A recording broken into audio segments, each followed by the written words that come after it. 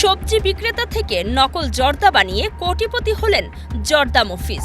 দামি ব্র্যান্ডের জর্দা নকল করে চলছে কোটি টাকার কারবার। দুদক ও প্রশাসনের অভিযান চায় এলাকাবাসী।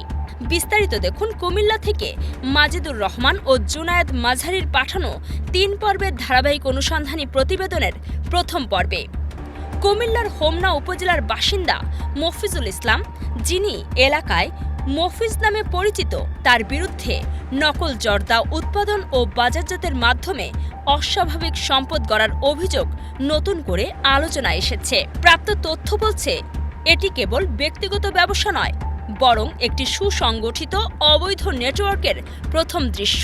বিশ্বস্ত সূত্র জানায়, ২০০৮ সালের দিকে রাজধানীর যাত্রাবাড়ি থানাধীন পশ্চিম মীর হাজিরবাগ বাজারে সবজি বিক্রি করেই মফিজুল ইসলামের কর্মজীবনের শুরু। দীর্ঘ সময় তার জীবন ছিল সীমিত আয়ের মধ্যেই। প্রথম বউ বাড়িতে রেখে গোপনে মীর হাজারীবাগে করেন আরও এক বিয়ে। এরপরে ২০১৬ সালের পর থেকে তার আর্থিক অবস্থার হঠাৎ পরিবর্তন এলাকাবাসীর দৃষ্টি আকর্ষণ করে। ওই সময়েই তিনি নকল জর্দার ব্যবসায় জড়িয়ে পড়েন বলে সংশ্লিষ্টরা জানিয়েছেন।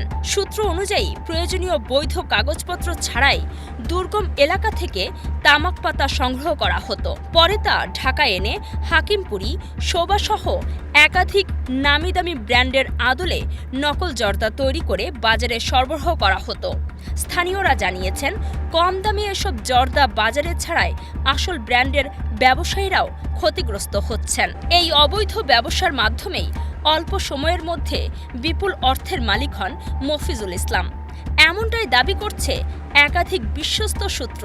বর্তমানে তার নামে ও দখলে থাকা স্থাবর ও অস্থাবর সম্পদের তালিকা সেই অভিযোগকে আরও জোরালো করে। সূত্র জানায়, যাত্রাবাড়ির পশ্চিম মীর হাজিরবাগ এলাকায় তামিরুল মিল্লাত মাদ্রাসার পাশে একটি ৪ তলা বিলাসবহুল ভবন এবং পাশে আরেকটি ২ তলা ভবনের মালিক তিনি। এই দুটি ভবনের আনুমানিক বাজার মূল্য প্রায় ৩.৫ কোটি টাকা।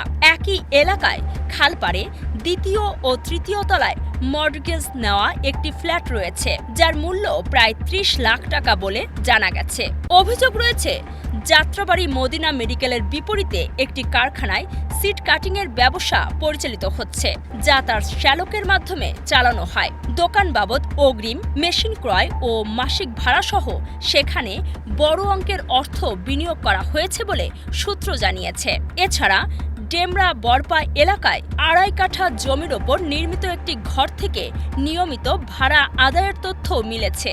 স্থানীয়দের মতে, একজন সাবেক সবজি বিক্রেতার আয়ের সঙ্গে এই সম্পদের কোনো সামঞ্জস্য নেই, বরং নকল জর্দার কারবারই এই উত্থানের মূল চালিকা শক্তি বলে তারা মনে করছেন।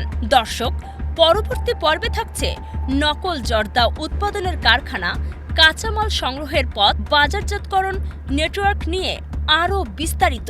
চোখ রাখুন অগ্রযাত্রায়। অগ্রযাত্রা প্রতিদিন